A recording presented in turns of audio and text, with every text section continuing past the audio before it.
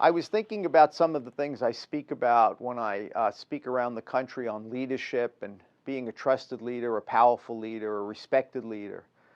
And one of the things that all great leaders have is compassion.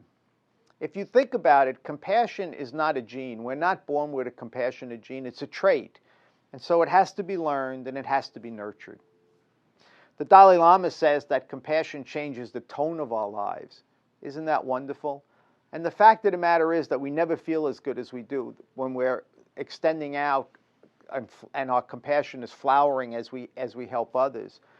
I think one of the problems that I see is when you look at the shows that are on television now and some of the movies, the violence is almost unspeakable. You see people shooting people like they're robots and they're enjoying it. Well, that simply is not true. That simply is not true.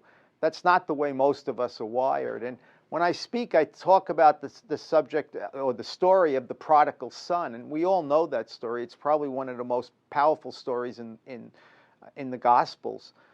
And I talk about the fact that when the son went to his father and said that he wanted his part of the estate so that he could go off, and of course he squanders it all on dissolute living, that when he said that to his father in that day and age, it was the same as saying to his father, "I wish you were dead."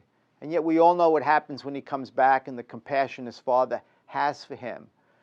And the problem that we see in the world today, particularly in the business world to a great extent, is that people have come to believe that compassion is a sign of weakness, when nothing could be further from the truth. Compassion is a courageous, selfless act.